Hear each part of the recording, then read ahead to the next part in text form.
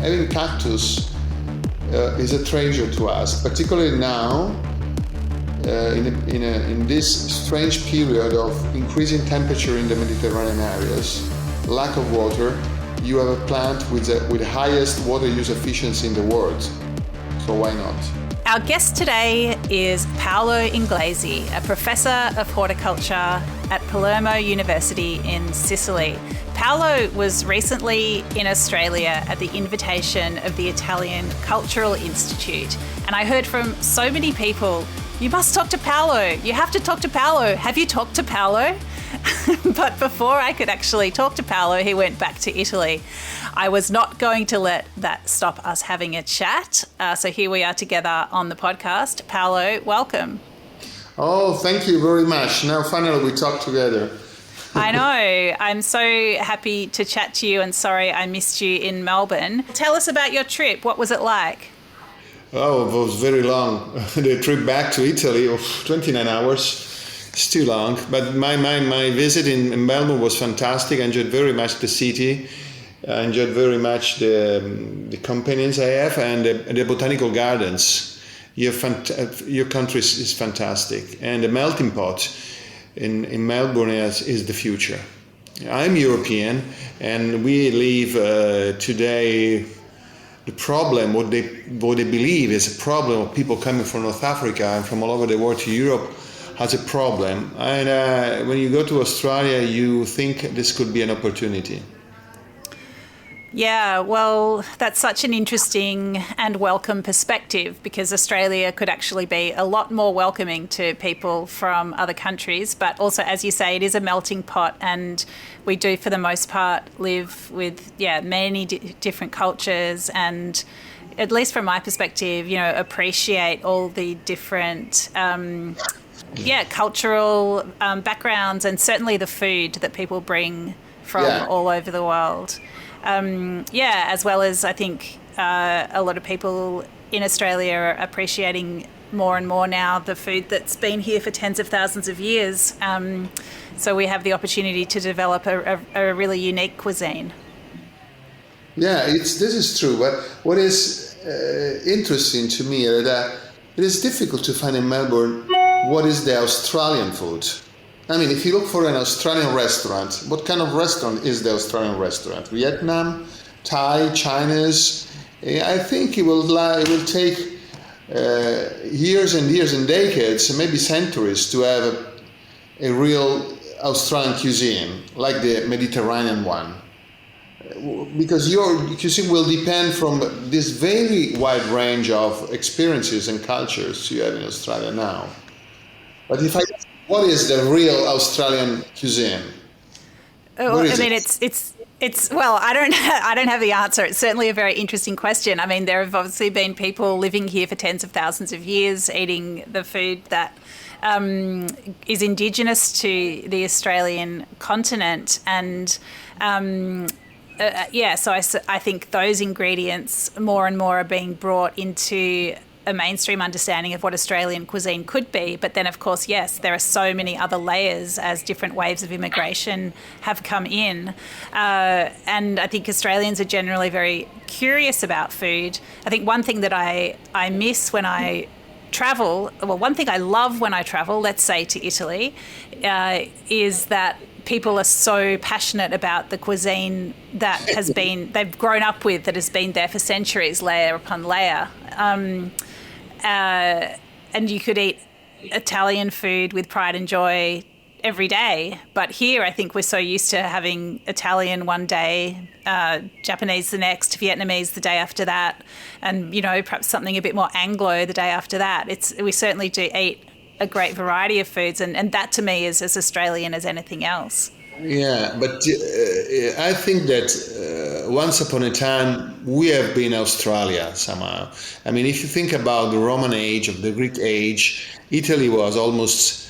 We have a local population, but then the Phoenicians, and then the Greek, and then the Romans came, and the Mediterranean diet, which is now something that you can understand.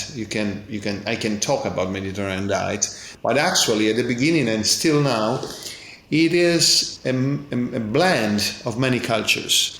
90%, for instance, of fruit crops growing in Italy today come from Persia, China, the Eastern world, are not native. Even pasta alla norma, the most common Italian pasta with the red sauce, tomato sauce. Tomatoes comes from Mexico, and the wheat, the durum wheat come from the Caucasian area. The eggplants comes from India, and the basil comes from Turkey. So what is Italian? The idea. The idea is Italian, but all the ingredients, they are not native in Italy. So in this case, we have been something like Australia in the past, when we introduced a lot of crops, a lot of ingredients, and we created our own cuisine. But it's a very long-lasting phenomenon. Yeah, it's so interesting. And I suppose, I mean, you can ask also, what is Italy? Like, it doesn't exist for century upon century anyway. Italy is a young country. I mean, as a nation, we are just 150 years old, 106, 70, something like that. Yeah. Well, Paolo, I know that you are expert in many different plants and fruits, but I mean, when you meet someone at a party and they ask you what you do, what do you tell them? But I am an horticulturalist. I deal with fruit crops. Mainly with Mediterranean fruit crop. But my real love is the prickly pear, the cactus, which is something not usable in Australia. Cactus is an invasive species in Australia, a very dangerous species, but not in our areas. And I've been studying cactus and olive and now tropical trees in the last 35 years. Now I'm very much involved in mangoes because I like very much to understand how plants behave in a different environment. So introducing new plants is a very interesting fact in terms of science. Ah, well, I honestly have never heard anybody speak of prickly pears with any passion whatsoever. So this is a new journey for me. What do you love about them? It's a unique plant. The physiology, the morphology. When the Europeans came to what they call India, and was the actual Cuba, they found this strange plant and they said, what kind of plant is this? It's a monster. We need Leonardo da Vinci to paint it, to show the Queen of Spain what we have found here. And it's a miracle. It's a strange plant, very strange plant in terms of physiology and in terms of opportunities it gives you, in terms of food, fodder, forage, byproduct, oil, carmine, very, very many. We call it, this is the pig of the vegetables, of trees. You use everything of the plants, and this is very interesting to us. Ah, so who is making use of it, and what do they actually do? I mean, in native areas, they use the cladodes, the pads as vegetables. They use the fruit as fruit. They make they make a flour out of it, and they make cakes. They do whatever you can imagine, every kind of food, and from human beings and for cattle. So having cactus is a treasure to us, particularly now in this strange period of increasing temperature in the Mediterranean areas, lack of water. You have a plant with the highest water use efficiency in the world. So why not use it? Wow. And this is a really dumb question, but what about the prickles? I mean, the prickles, the plant we use is without prickles. The plant, the fruit, they have the prickles, but they're very easy to remove. So when you find the fruits in the market, they are completely spineless. Ah, okay. Well, I can start to like it a bit more now. what is it like for you to come to Australia and this magic plant that has all these uses is actually a pest here? People aren't as in love with it. You are not allowed to enter the plant in your country because it is a weed.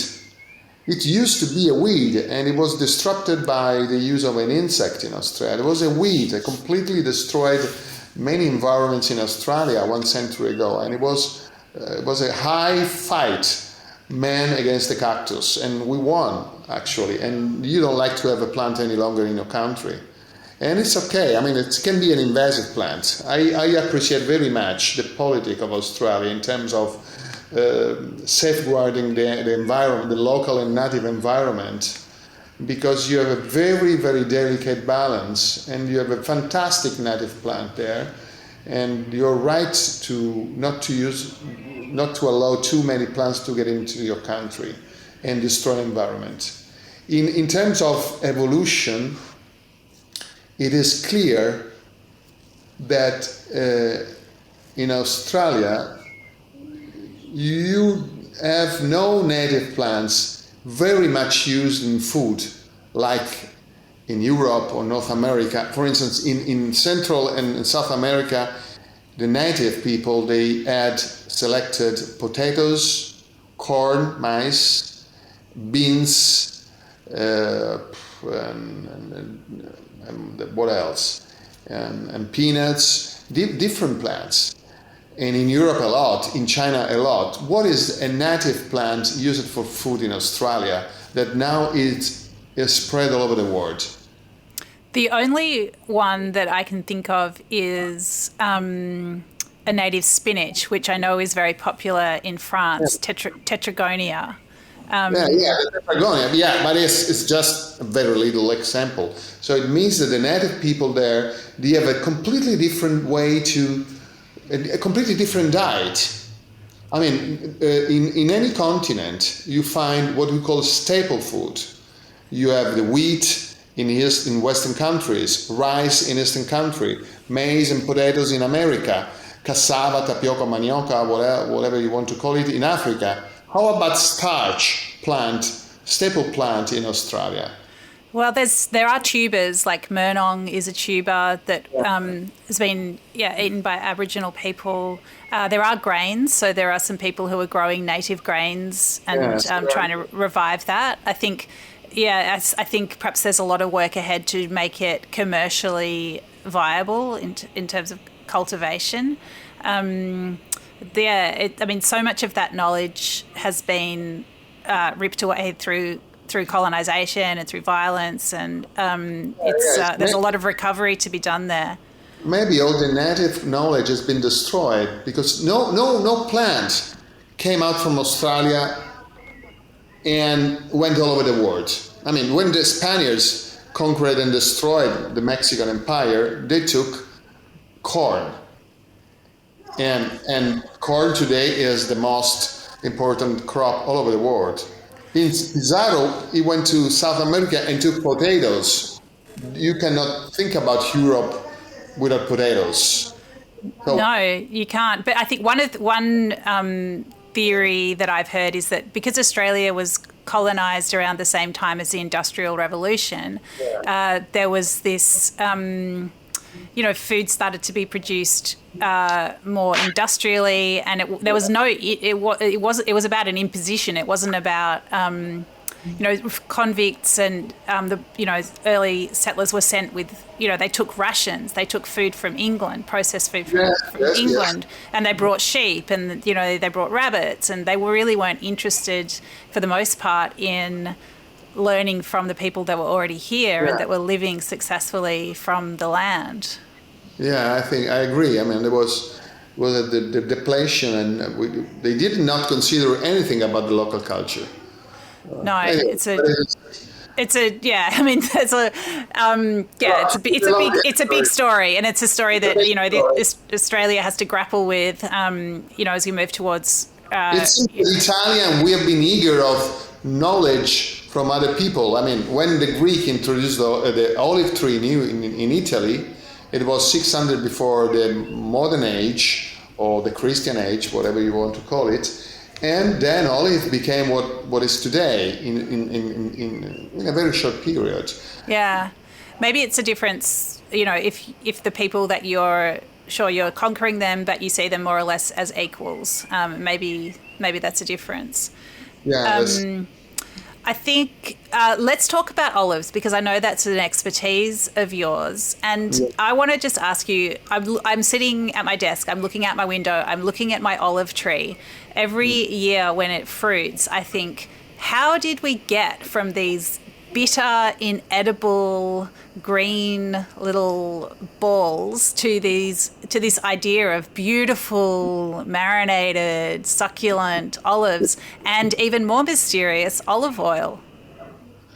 but olive oil is a very miracle. I mean, sometimes I try to let my student understand how they really understood that they could get oil from this fruit. If you think about ancient world, they get some olives from the tree, from the wild olives, and they understood that there was something inside that could have been used, but not only for food, but for energy.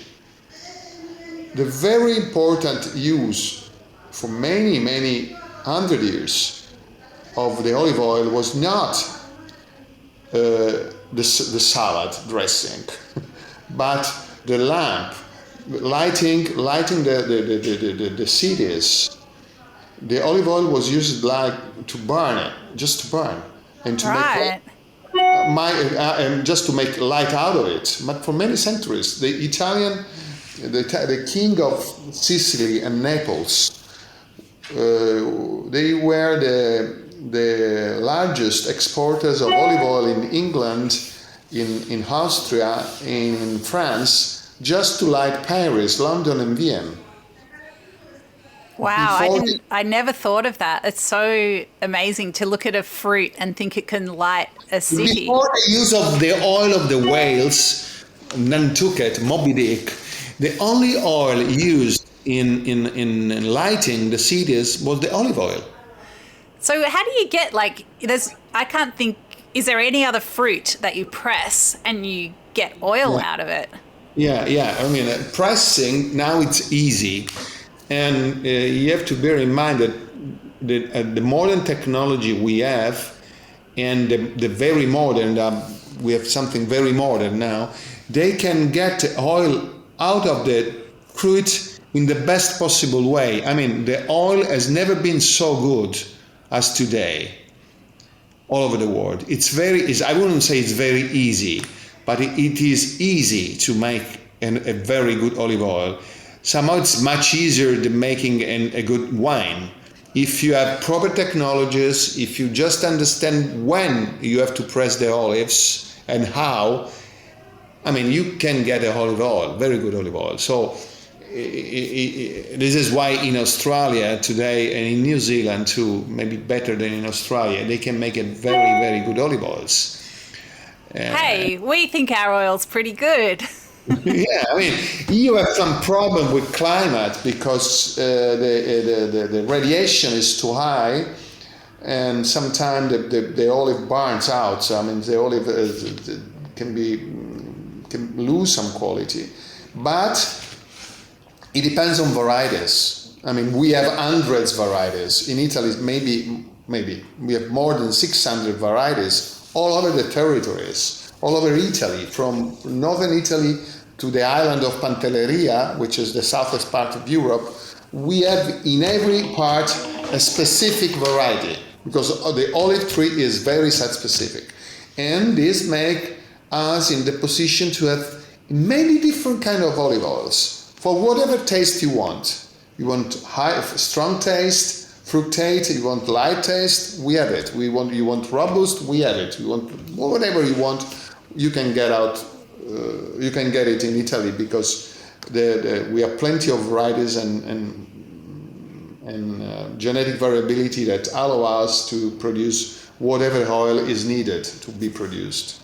I mean, I think Australia's attitude to olive oil has developed a lot in recent decades. I know it's not that long ago that olive oil was something that you purchased at the pharmacy. It wasn't a culinary. It wasn't prized for its culinary qualities. So we have come a long way. Yes, because, I mean it's easy to understand why the Australia, like USA, was the consequence of the British Empire, and Europe is divided in the butter and olive oil world, as in the beer and wine world. It's a line. Northern people, they use butter and beer. We use olive oil and wine. But now the world has changed, and so olive oil is more familiar to everybody than in the past. And now people understand that olive oil is essential for your health, is the most important fat in terms of quality, in terms of healthiness that you can have in the world. It's much better than butter or margarine and stuff like that. Olive oil is a very excellent product. I know, Paolo, that you are also very interested in stone fruits. Tell me what's happening in the stone fruit world. What kind of developments should we be excited about? I mean, stone fruit, which is peaches mainly, or apricots and plum, at least in my country, in Europe, we had an invasion of new varieties, mainly from California and Florida, which means that many local varieties have been destroyed. You have to bear in mind that until the end of the war, which is now 70 years ago, most of varieties in Europe were local varieties only because transportation was very poor. Gravel roads, the fresh fruits, they didn't travel. So the selection was not made considering the travel. Now fruits travel all over the world. So you find, for instance, something which is, to me, is horrible, stony hard peaches. How can you explain a young guy that a stony hard peach is good? How can be good a stony fruit? I mean, hard like a stone. I like melting peaches. When I was a kid, I loved melting peaches in summer. Peach is a summer fruit, and a summer fruit must be melting because it's like drinking water. And you like it. If you're on a beach and if it's very hot, you like melting peaches. You don't like stony hard peaches. But the market and the groceries, the big markets, they like stony peaches because they stand the shelf life longer than melting ones. And this is a loss of quality, a very high and very, very important loss of quality, in my opinion. Today, the major problem we have is the lack of flavor, the lack of taste. And fruits they are very similar to each other. But in Italy, our culture believes in differences, not in uniformity. If you travel all around Italy, you find differences. And you like Italy because if you go in Tuscany, you have a specific diet and specific food. If you go to Sicily, it's different. If you go to Piedmont, it's different. If you go to Venice, it's different. And this is why we love Italy very much, because of differences, not because uniformities. Yeah, my goodness. And this is a fight at world level. Uniformity against particular quality, site-specific again. Yeah. I mean, I love that. I love that so much, but it makes me think, this melting peach, it's like, not only could you not carry it from... You wash your mouth, you have plenty of liquids, and you'll enjoy it very much if you're a kid. The most beautiful peach in the past was the Red Heaven. the name of the varieties was Red Heaven. Red Heaven was a fantastic fruit. Now it is not growing any longer because it's big and melting. And people. The market sometimes market is not people. The market likes small peaches and stony hard. Oh my God, I don't like them. No, but I think, when you talk about this melting peach, it's like you can barely carry it from the tree to the kitchen, let alone from Tuscany to Piedmont. So I really love this this reverence that you're talking about for difference, that I hadn't really thought of it in this way. It's really beautiful. What happens is that my family, they were farmers. So if you have to grade the fruits, weighting fruits and assessing the weight is 100 grams, 120 grams, it's easy. You need just a balance. But if you talk about taste, how can I make you sure about the taste and the flavor? Is that the taste and the flavor, it depends very much on interaction, on your personal perception. So it's very hard to sell fruits on the basis of taste and flavor, because you can face a class action. I can say, oh, my peach has a flavor of, a flower. And you say, no, I don't feel it. But if I say this is 100 grams, you take the peach, put it on a balance and say, okay, this is 100 grams. This is why people appreciate and pay fruits only by weight and size. And external uniformity, external color, absence of defects, but there is no price and there is no evidence possible for inner quality, taste, flavor, and real appreciation by the consumers. This is why the fruit quality is decreasing worldwide, because we only see weight and how does it look like. I always say to my students, it is like the history of the apple of Snow White. Very beautiful red apple, but poisoning. So external beautiness doesn't mean qualities always. You can have very excellent external quality, but the apple will kill you. Yeah. I told you, there's no white lesson. You make me think of an article I read this week about some scientists are developing an e-tongue, so an electronic tongue that can taste.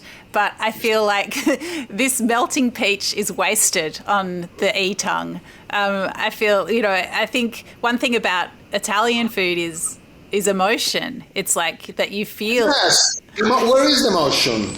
If I don't see you now. If you tell me that your weight is, let's say, 52 kilos, I don't feel any emotion. I need to see you. And if I say I'm 80 kilos, you say, oh, 80 kilos, that's fine. You don't know if I'm fat or not. You just know my weight, but you know nothing about me. And if you only if you only pay fruits by weight and by appearance, you lose a lot of information.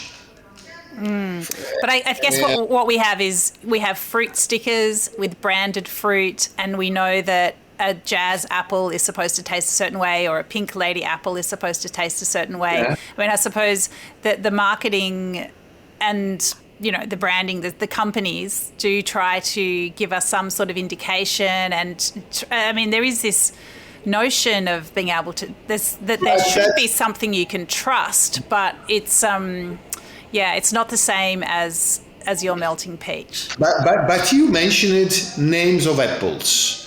Let me be a professor. If I ask you name of peaches, do you know any name of peaches?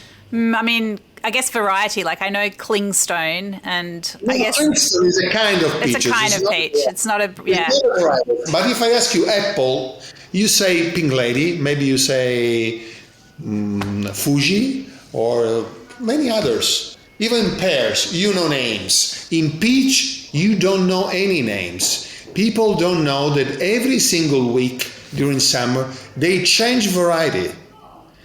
And the idea the marketing people give you is that from June in Europe, in our hemisphere, in summer, we say, from June to September, you have the same peach. And this is not true. You change peaches every week. You have a different varieties.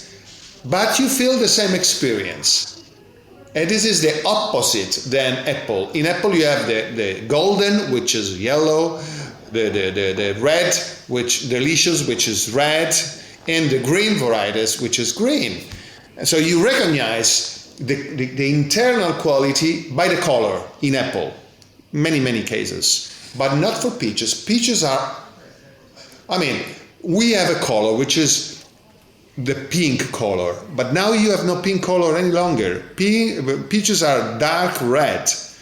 Do you remember? You're a lady. The pink color was a typical color for dress of ladies. What is the pink?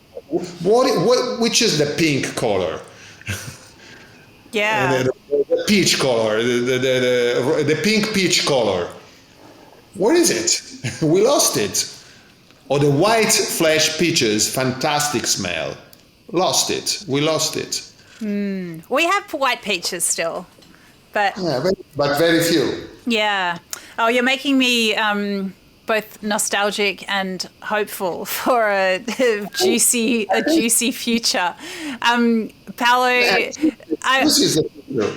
just let's briefly go back to olive oil. I would love you to give us some advice about how to choose the right olive oil for the right purpose.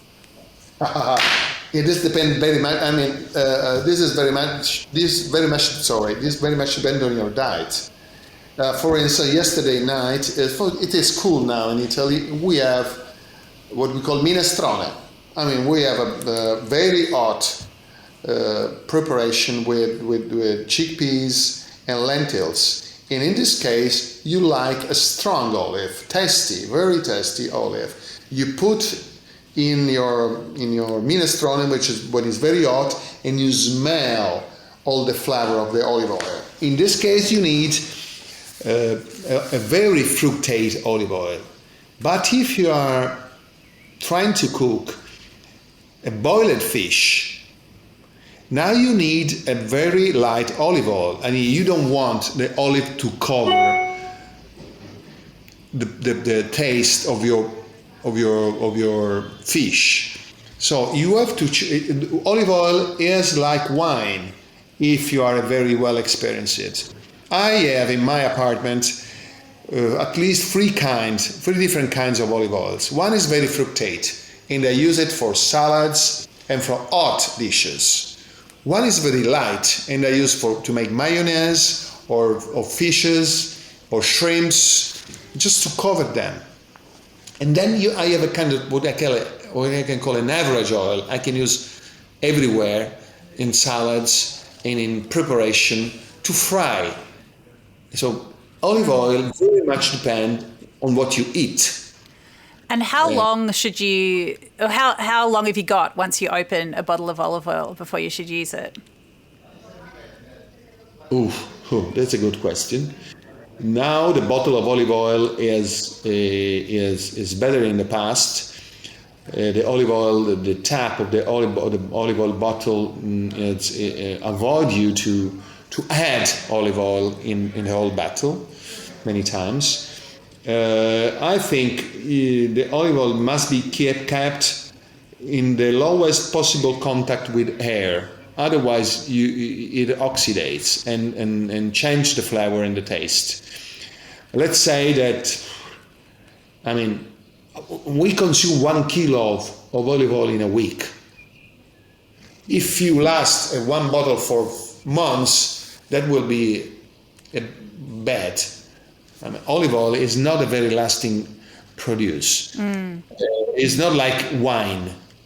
If you have a Montalcino or Chianti or whatever wine, you can say, I have a Chianti from 5 years, 10 years, 15 years ago. Olive oil is a year product. Every year you need a new one. Yeah. That's the rule of thumb. There is no meaning of an old olive oil. Yeah. But I would say when you open your Chianti, you better drink it within a few days. I mean, I better drink wine, Chianti within a few hours. Okay, good. Paolo... It depends on your company. Totally. Like more than 10 minutes and less than a day, let's say. Paolo, it's been an absolute pleasure to talk to you, to gain from your expertise, knowledge and passion. I'm really grateful to you for beaming in from Palermo. Thank you so much for your time on Dirty Linen. Thank you so much for your time. I thank you so much. I love your country. It's a beautiful country and it's a glance in the future. I enjoyed very, very... I was 25 years ago for my first time in Australia, in Darwin, in Kakadu National Park, Ayers Rock and Cairns, and then in Queensland. And this time I spent only 5 days in Melbourne. I hope to be back in the future because I love the country. It's a fresh country. It's a beautiful country and the beautiful people. Very, very good people. Well, don't leave it another 25 years, Paolo. We look forward to welcoming you back. No. And next time I will go there, you will bring me to find the very Australian restaurant and very Australian food. Absolutely. It's a date. Okay. Thank you. Thank you. This is Dirty Linen, and I'm Dani Valent. We air the issues that the hospitality industry finds hard to talk about, hearing from different people with unique perspectives. We want to hear from you as well. If you have something that needs to be said about a topic, get in touch so we can include your perspective. Contact us at dirtylinen@deepintheweeds.com.au or hit us up on Insta at Dirty Linen Podcast. We can't wait to hear from you.